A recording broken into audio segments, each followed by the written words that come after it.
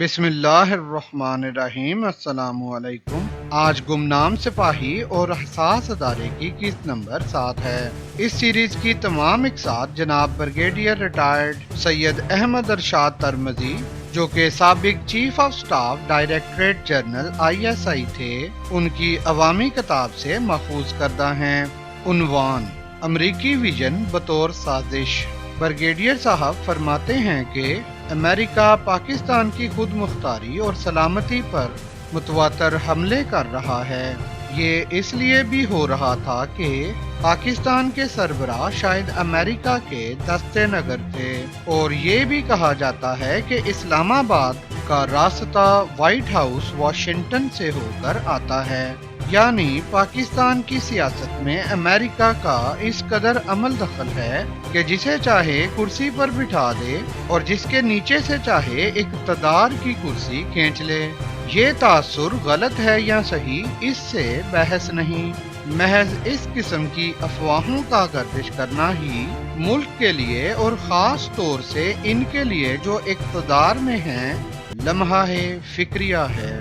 کچھ عرصہ پہلے لاہور میں امریکی قونصلیٹ کے ایک افسر لوئس البینجر نے خفیہ طریقے سے اپنے ہم خیال پاکستانی دوستوں میں ایک ایسا سیکرٹ پیپر تقسیم کیا جس کا نام تھا ویژن، یعنی کہ خیال۔ اس پیپر میں اس نے وہ باتیں تحریر کی کہ امریکہ کا پاکستان کے متعلق اس وقت کا تازہ ترین ایجنڈا تھی۔ لوئس البینجر نے لکھا، پاکستان ایک ٹوٹا ہوا بازو دکھائی دیتا ہے۔ پاکستان کی سوسائٹی بیکار ہے، جس میں سے ابھی تک انگریز کی غلامی کی بو آتی ہے۔ ہر طرف بے ایمانی کا دورہ ہے۔ علاقائی تعصب میں پھنسے ہوئے لوگ صرف ایک مذہب پر اکٹھے ہیں۔ عام آدمی بہت غیر مطمئن ہے اور ہر آدمی دوسرے ملک کی شہریت لینے کی دوڑ میں لگا ہوا ہے۔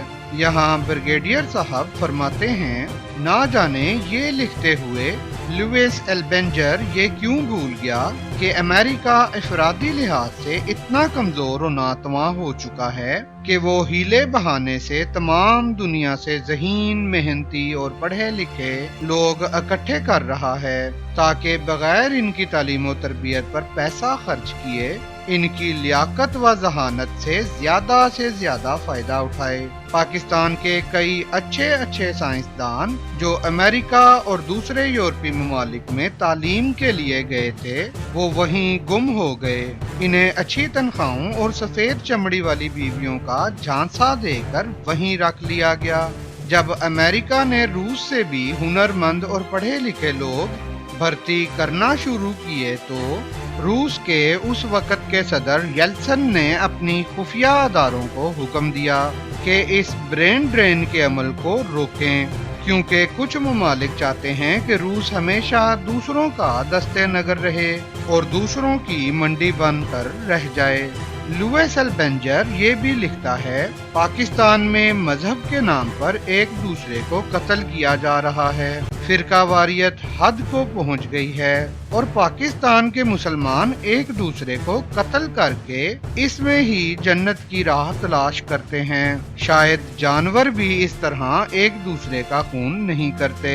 بریگیڈیئر صاحب یہاں فرماتے ہیں کہ اپنے پراپوگنڈا میں لوئس البینجر نے اس بات کا ذکر نہیں کیا کہ پاکستان میں فرقہ واریت کا ڈرامہ صرف چند سر پھرے اور ان پڑھ مجرمانہ ذہنیت والے دہشت گردوں تک محدود ہے، جن کو بھارت کی خفیہ ایجنسی را اور اسرائیل کی خفیہ ایجنسی موساد پیسے دے کر یہ جرم کرنے کے لیے پاکستان بھیجتی ہے، ورنہ پاکستان میں تو مکمل فرقہ وارانہ ہم آہنگی ہے اور ہمیشہ رہے گی۔ لوئس البینجر امریکہ کی اس پود سے تعلق رکھتا ہے جس نے شروع ہی سے پاکستان کے وجود کو نہ مانا اور جو خاص طور سے یہ اعتراض کرتے رہے ہیں کہ یہ کیسا ملک ہے جس کے مشرقی اور مغربی بازو کے بیچ 1000 میل کا فاصلہ ہے۔ نہ جانے امریکہ مشرقی اور مغربی پاکستان کی بات کرتے وقت یہ کیوں بھول جاتا ہے کہ الاسکا امریکہ سے ہزاروں میل دور ہے۔ اور امریکہ نے اسے 1867 میں $72 لاکھ کے عوض خریدا تھا۔ لوئس البینجر امریکی فارمولا پیش کرتا ہے کہ دو قومی نظریہ سراسر غلط ہے اور ہندوستان تقسیم نہیں ہونا چاہیے تھا، اور اب ہونا یہ چاہیے کہ پاکستان، بنگلہ دیش، نیپال، بھوٹان، مالدیو اور سری لنکا بھارت میں ضم ہو جائیں تاکہ خطہ میں ایک مضبوط ملک بن جائے، اور امریکہ کے مطابق اس طرح کشمیر کا مسئلہ خود بخود حل ہو جائے گا۔ لوئس البینجر اس پیپر میں آگے چل کر کہتا ہے کہ اسلام عرب کے فاقہ کش بدوؤں اور ہندوستان کے خوشحال کاشتکاروں کے ٹکراؤ کا موجب ہے، اور سکھ مذہب ان دونوں عقیدوں کے درمیان ایک پل کی حیثیت رکھتا ہے، اس لیے متحدہ ہندوستان کا مذہب بھی ایک ہونا چاہیے۔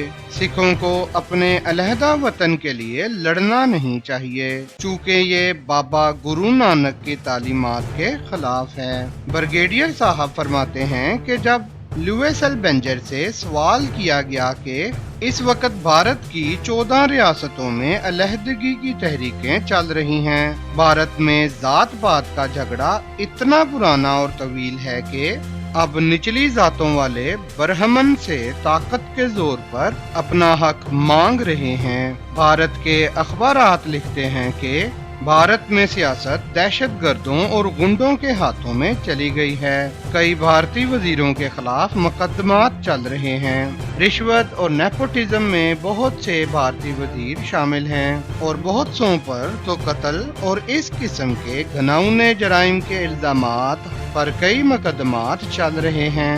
بھارت تو خود ٹکڑے ٹکڑے ہونے جا رہا ہے، وہاں قیادت کا فقدان ہے، بھوک، ننگ اور جسم فروشی اپنی انتہا کو پہنچ چکی ہے۔ ان حالات میں اس سارے خطے کا اس ایک ملک میں ضم ہو جانا کیسے اور کیوں کر ممکن ہے؟ ان سوالات پر لوئس البینجر کے پاس ان سوالوں کا کوئی جواب نہ تھا۔ آخر میں بریگیڈیئر صاحب فرماتے ہیں کہ اس ویژن نامی سیکرٹ پیپر میں اور بھی بہت سے خطرناک اور مذموم عزائم شامل ہیں جن کا ذکر اس کتاب میں کرنا مناسب نہیں، لیکن بہرحال بات وہیں پر آ جاتی ہے کہ قوم کو صدا دی جائے، جاگتے رہنا بھائیو، ہمارے دشمنوں کے ارادے بہت خطرناک ہیں اور ان کی چالیں بہت گہری۔ اس سیریز کی قسط نمبر 8 میں انفو آکس ٹی وی بریگیڈیئر صاحب کے زبانی بتائے گا کہ چندرگیت دوریا اور چانکیا کا فلسفہ کیا تھا، چانکیا کی مشہور کتاب آرتھا شاستر میں کیا ہندوستانی فلسفہ لکھا تھا، اور کس طرح را کے ایجنٹ چانکیا کے چیلے ہیں، اور کس کس مقام پر ISI نے را کی کالی ہنڈیا بیچ چوراہے ہی توڑی تھی۔ اس سیریز کی مزید اقساط کے حصول کے لیے ویڈیو کو لائک کریں، انفو آکس ٹی وی کو سبسکرائب کریں اور بیل آئیکن لال گھنٹی کے نشان کو ضرور دبا دیں۔ شکریہ۔